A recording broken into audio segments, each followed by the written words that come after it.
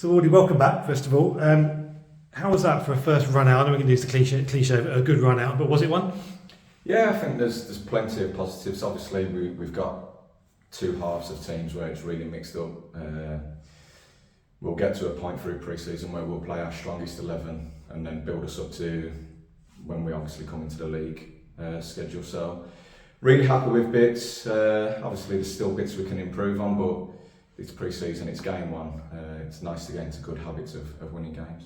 Having only had a couple of training sessions so far as well, you had to put a couple in there for 90 minutes, didn't you? But did everyone hold out pretty well in the end? No sort of injuries so far? Yeah, well, the lads have looked fantastic. So I think you can tell Henry Wilder he's obviously been grafting through pre-season. He looked physically fit. I did say to him, we'll bring you off. He's like, no, I wasn't very good first half, so I wanted to stay on. So credit to Henry. I think there's plenty more that would have stayed on, but we have to be careful. We have to look after everyone because training's been tough. It's going to get tougher, and obviously we've got lots of games coming up. A few trialists in there as well, of course. I mean, I'm not sure what you're sort of looking at this stage from them, whether they're going to get one game, two games to impress you. But how did you feel some of them did? Yeah, some of them impressed. I think Eli Christie, who was at centre back and then went to right back in the second half, I thought he was fantastic. Obviously Tyson, we know what Nathan Tyson's about, so he could be great for us if there was something to happen, but at this moment in time he's here to keep fit and stay sharp, so we'll cross that bridge when it comes to it. And listen, I think the trialists have done themselves proud. There's not too many complaints, so but they'll get a run of games. It won't just be one or two games. We'll give them a fair run of games and then you can judge off that. The first pre-season for you as a manager, how have you found the sort of process of trying to recruit and then the planning, the pre-season training and so on? Has it been something I know players don't enjoy pre-season very much, but how's it been for you in your role now?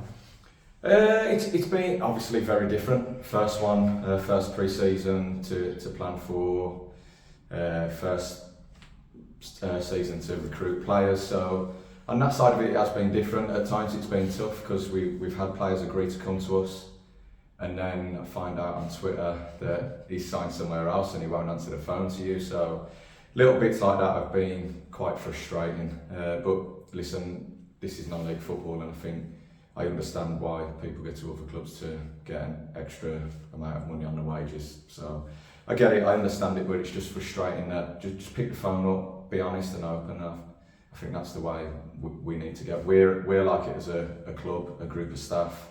The players will tell you that. So anyone that we talk to, we want open and honest. So a lot of players have also tried to use us to boost their contracts at other clubs, which we kind of haven't fallen into the trap. So we always put it back onto the player. Will you tell us what you're after and we'll say yes or no. So they can't go off to other clubs and say, well, Ilkeston have offered me this. And none of them come back with an offer that they actually wanted on the table. So that tells you everything, doesn't it? It does, yeah. And obviously you've had a few leave from last season. You've had a few, obviously, signings announced already. How happy are you with, obviously, disappointing to lose one or two, I'm sure, but you've managed to recruit well so far. How many more do you think you need, roughly, between now and the start of the season as definite signings? I'd probably say probably 4. I think in total we probably need another 4. I think we need to find a couple of players that can make an impact off the bench.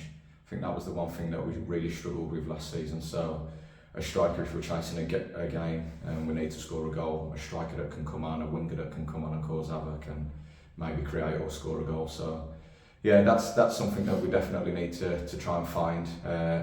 There's always players getting in touch as well. That's the good thing. So we'll have a closer look at that. We're hoping a couple more players will come in and play some games for us during pre-season, so we can have a look at them.